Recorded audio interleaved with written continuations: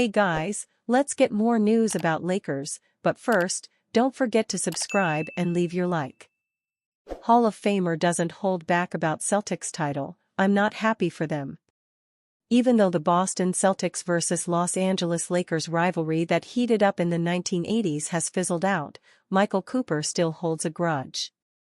The former Lakers guard and Naismith Memorial Basketball Hall of Famer won 5 championships in LA during the 80s, when the Celtics dominated the East and the Lakers ruled the West.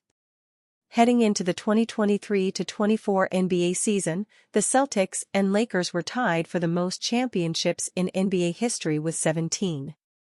After the Celtics made quick work of the Dallas Mavericks in 5 games in the 2024 NBA Finals, the tie was broken, and Cooper said he wasn't too pleased. Although there was a level of mutual respect for each other for their play, members of the Celtics and Lakers despised each other during the 80s. Hard fouls were the norm, as were bench-clearing brawls. The Celtics and Lakers were what other NBA teams aspired to be. Boston won 3 championships during the decade. LA won 5. In each year of the decade, either the Celtics or Lakers reached the championship round.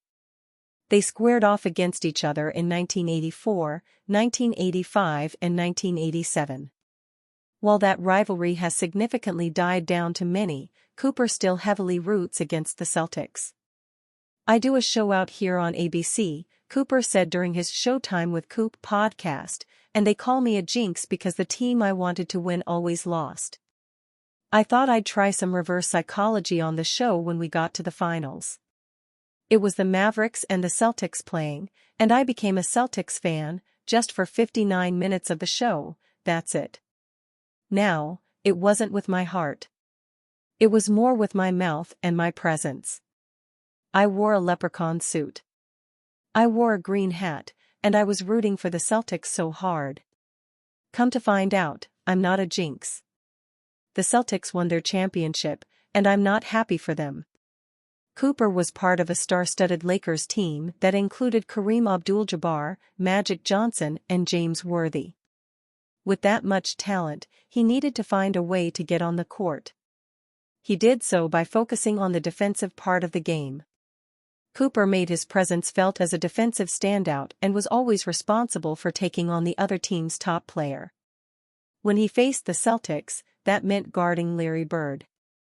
"When I first got to the Lakers, they told me, we got Kareem Abdul-Jabbar, Norm Nixon, Jamal Wilkes," Cooper once told former Lakers teammate Byron Scott on Scott's Off the Dribble podcast.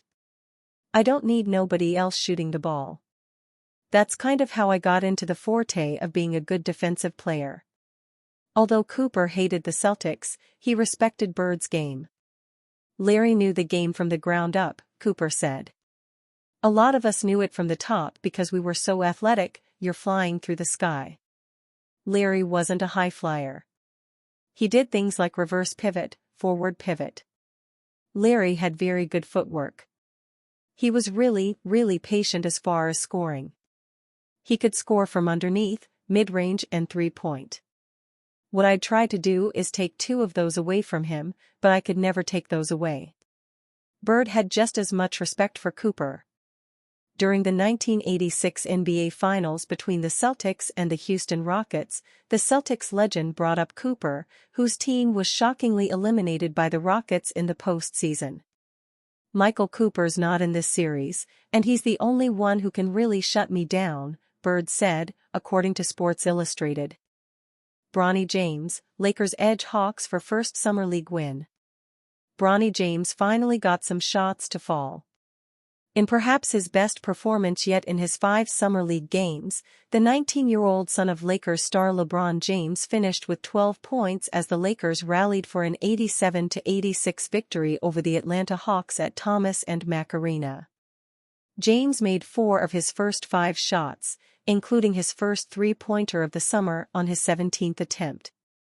He finished 5 for 11 from the field and 2 for 5 from three-point range, one of those shots tying the score with 3:47 left. Second-year center Colin Castleton paced the Lakers 1-5 this summer, 1-2 in Las Vegas, with 17 points, 12 rebounds, 6 assists and 2 steals, shooting 8 for 9 from the field in his 24 minutes. Blake Hinson added 14 points on 5 for 13 shooting, 4 for 10 from three-point range, while Maxwell Lewis, Armel Traore and Mohamed Diarra each added 8 points. Sean East too had 6 points, 5 rebounds and 6 assists. First-round draft pick Dalton Knecht, the SEC Player of the Year out of Tennessee, was held out by the team due to the volume of practices and games he had already played in over the past 2 weeks. The Lakers trailed 72-63 entering the fourth quarter, but they outscored the Hawks 24-14 in the final period. The Lakers took the lead for good at 84-81 on a three-point play from Castleton with 2:21 left. The Hawks got back within one when Miles Norris made a three-pointer with 34 seconds left, then regained possession on a Lakers turnover 10 seconds later, but the Hawks failed to get a shot off before time expired and the Lakers held on. Jarkel Joyner, 17 points, 5 rebounds, 4 assists, and Robert Baker Jr., 17 points, paced the Hawks, 0-3. French teenager Zachary Rizicher, the number 1 overall draft pick by the Hawks, sat out. James' shooting was a significant improvement. He entered Wednesday's Game 7 for 31 from the field this summer and 4 for 19 in his 2 games at Las Vegas. He sat out one of the team's 3 games at the California Classic in San Francisco. For the summer, the number 55 pick in this year's draft is averaging 5.8 points, 3.2 rebounds, 1.2 assists and 1.2 steals per game on 29% shooting, but his play has received the kind of attention and scrutiny that a top 5 pick might get. Rich Paul, the CEO of Clutch Sports and the agent for both LeBron and Bronny James, defended Bronny on ESPN's The Pat McAfee Show on Wednesday. Lakers completely botched Klay Thompson pursuit with absurd misstep. Earlier this month, Klay Thompson officially departed the Golden State Warriors and headed to the Dallas Mavericks. He signed a 3-year, $50 million deal to join Luka Doncic and Kyrie Irving in Dallas. Thompson played in 77 games with the Warriors last season and averaged 17.9 points per game while shooting 43.2% from field goal range and 41.3% from beyond the arc. The Los Angeles Lakers were another team that had shown interest in the veteran swingman and elite shooter. In fact, they even gave him a contract offer. However, they made a crucial mistake, not guaranteeing him a starting role. This is a major mistake made by the Lakers. While Thompson didn't start every game with the Warriors last season, he would have still fit perfectly for the Lakers as one of the key building blocks. But the Lakers didn't guarantee him the starting spot. The team could have easily done this, even with D'Angelo Russell, LeBron James, Anthony Davis, and Austin Reeves in the lineup. Davis or LeBron could have been moved to the center position while Reeves remained at the shooting guard spot. This would have left open a spot at the small forward position for Thompson to claim and run with. Instead, the Lakers botched this and chose not to guarantee him a starting spot. This is ultimately what led him to choose Dallas over Los Angeles.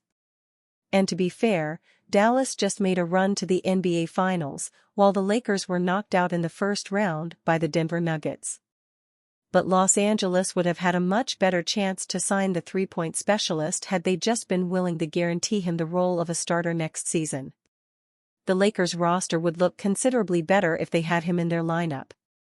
Thompson was selected with the 11th overall pick in the 2011 NBA Draft by the Warriors.